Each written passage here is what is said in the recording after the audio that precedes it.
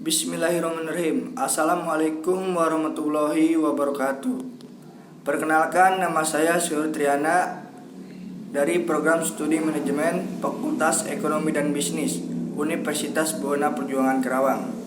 Nah, di sini saya akan menjelaskan materi tentang mata kuliah Studi Kelayakan Bisnis yang berjudul Analisis Kelayakan Bisnis Jasa Servis Mobil Sumur Barokah di Karawang.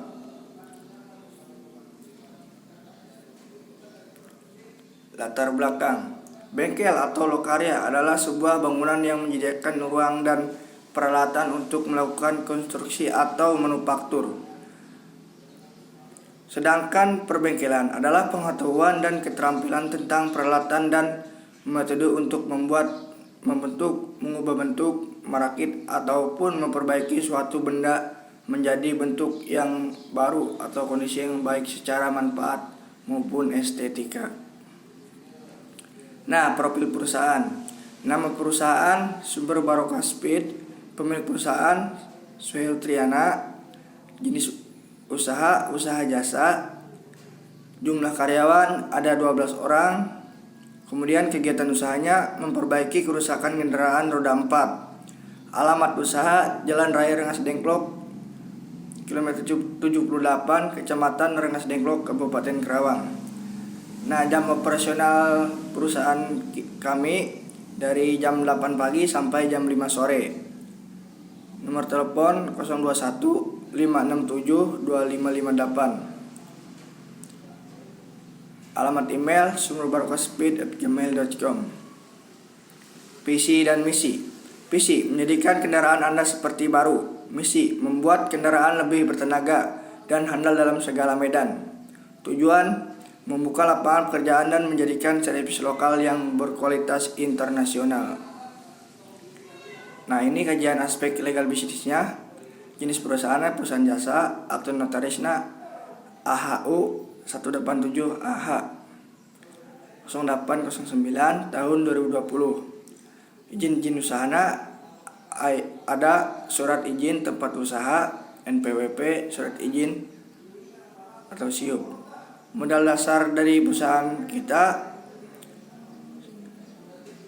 1.500.000. Nah, kemudian kajian aspek pasar dan pemasaran. Luas pasar, pemilihan lokasi mana yang cocok untuk memulai usaha. B. Meramal permintaan dan penawaran. Dari hasil riset yang kami lakukan pada akhir tahun 2019 ini, permintaan atau penawaran pada usaha kami cukup memuaskan. Hasilnya cukup banyak target pasar kita, mulai dari mobil pribadi maupun mobil-mobil truk atau mobil angkutan umum. C. Persaingan antar produsen. Seiring berjalannya waktu, makin banyak orang-orang yang membuka usaha jasa servis mobil ini. Hal itu menyebabkan persaingan antar produsen dalam bidang jasa servis mobil cukup banyak. Oleh karena itu, kami berupaya semaksimal mungkin memberikan pelayanan yang terbaik bagi para pengguna jasa kami. Karena dalam bisnis jasa, kepuasan konsumen adalah hal yang paling utama menarik minat konsumen. Nah, kemudian ada siklus hidup produk. Yang pertama ada tahapan perkenalan. Dalam tahap awal membangun perusahaan ini, kami melakukan promosi besar-besaran. Kami dengan cara menyebarkan brosur dan mengadakan diskon agar pelanggan kami tertarik untuk menggunakan jasa kami. Meskipun dalam hal perolehan laba masih di bawah apa yang kami harapkan. Nah, jadi tujuannya biar perusahaan kami dikenal dulu oleh masyarakat maupun konsumen. Yang kedua ada tahap pertumbuhan. Perusahaan kami mulai dikenal banyak orang dalam bisnis jasa servis mobil, dan kami pun mulai memperluas pasar kami hingga ke berbagai wilayah di Karawang dan Bekasi. Di samping itu, mulai banyak juga para pesaing-pesaing juga yang menggeluti bisnis jasa servis mobil ini. Nah, yang ketiga ada tahap kedewasaan. Di samping itu, mulai banyak juga para pesaing-pesaing yang juga menggeluti bisnis jasa servis mobil ini. Nah, yang terakhir ada tahap kemunduran. Dalam tahapan ini, kami kehilangan beberapa pelanggan kami dikarenakan beberapa peralatan servis kami bisa dibilang masih jadul. Oleh karena itu, strategi yang kami gunakan dengan peremajaan alat-alat dan teknologi kami agar pelanggan kami menggunakan jasa kami kembali. Nah, yang kemudian adalah segmenting, targeting, dan positioning. Yang pertama, segmenting. Segmentasi pasar kami adalah di tempat yang strategis, misalnya di ruko, perumahan maupun pusat kota. B. Targeting. Targeting adalah melakukan evaluasi keaktifan segmen, kemudian memilih satu atau lebih segmen pasar yang dilayani. Target yang kami tuju adalah orang-orang yang mempunyai beberapa mobil, contohnya pengusaha ataupun pejabat, dan lain-lain. Positioning. Perusahaan kami adalah ingin mempunyai ciri khas yang berbeda dengan perusahaan jasa servis lain. Penetapan posisi pasar dilakukan setelah menentukan segmen mana yang akan kita masuki. Maka harus pula menentukan posisi mana yang ditempati dalam segmen tersebut. Yang kemudian ada 4P, produk, price, place, dan promotion. Yang pertama ada produk. Beberapa keunggulan dari jasa kami ialah para montir yang sudah teruji akan kemahirannya dan spare part dengan harga grosir, serta fasilitas mendukung lainnya berupa wifi, minuman gratis, dan tempat yang nyaman. Kemudian price, harga yang kami tawarkan relatif murah tergantung pada kerusakan pelanggan kami. Yang kemudian ada place, tempatnya di perkotaan atau di ruko untuk memudahkan pelanggan melakukan servis. Yang terakhir ada promotion, promosi yang dilakukan dengan menyebarkan brosur-brosur dan memposting di sosial media. Selain itu, kami juga melakukan promosi dari mulut ke mulut. Kemudian ada kajian aspek teknis dan produksi. Cakupan produksi. Setelah dilihat dari aspek pasar maupun pemasaran bahwa suatu rencana harus dianggap layak, tahap yang selanjutnya dianalisis yaitu aspek teknis dan produksi. Cakupan sasaran pasar dari perusahaan kami yaitu mencakup wilayah Karawang, Bekasi, dan akan berkembang di beberapa kota di Jabodetabek. Kebutuhan teknis. 1. Analisis lokasi. Saat ini kami memiliki 2 bengkel pusat yaitu di Karawang dan Bekasi. Bengkel pusat yang pertama yaitu di daerah Rengas Dengklok. Tempat ini adalah tempat yang pertama kami membuka usaha. Kemudian kami membuka cabang di Sukatani di Bekasi. Selanjutnya kajian aspek teknis dan produksi. Yang pertama A. Ada kebutuhan gedung. Kebutuhan di bengkel berupa kursi, meja, atap, dan lain-lain. B. Kebutuhan produksi berupa alat bengkel yaitu perlengkapan kunci, spare part, terus ada infus injection dan lain-lain. Kemudian C. Kebutuhan pendukung berupa wifi, musola, dan WC umum. 1. Peralatan produksi, kunci-kunci, spare part, infusan injection.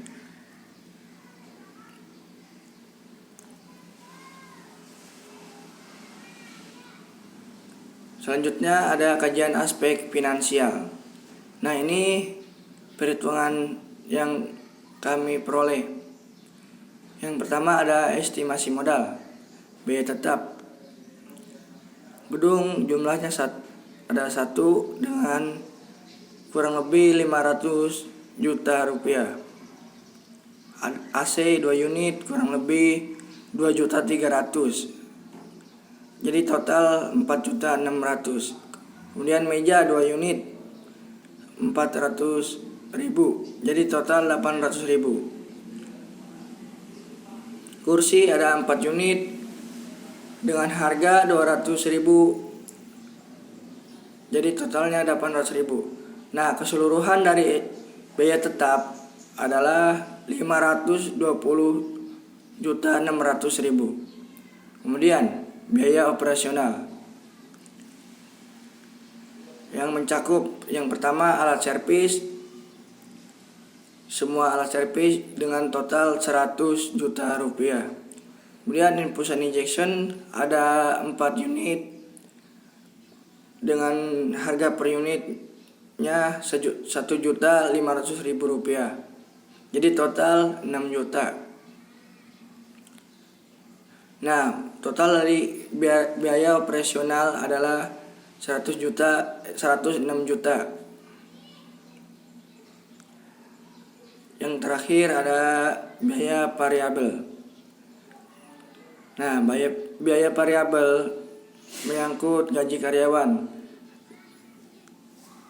Jumlah karyawan di perusahaan kami ada 12 orang dengan per bulan 3.600.000, jadi total setahun itu 43.200.000. Biaya listrik 1 bulan dengan harga 500.000. Total 43.700.000. Total modal biaya tetap plus biaya operasional plus biaya variabel.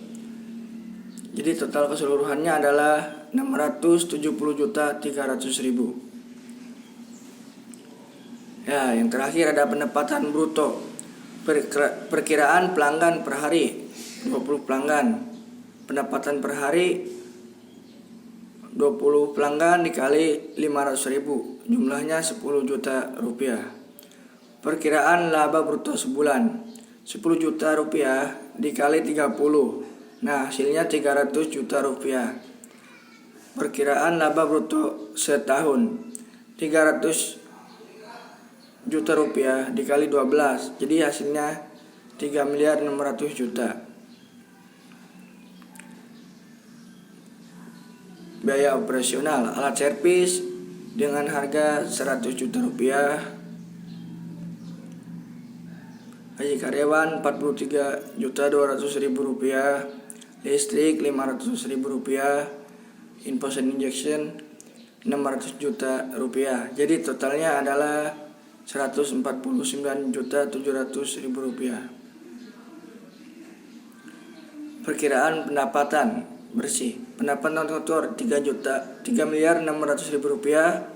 Biaya operasional ada 149.700.000 rupiah, 700.000 rupiah maksud saya. Jadi total laba bersihnya ada 3.749.700.000 rupiah.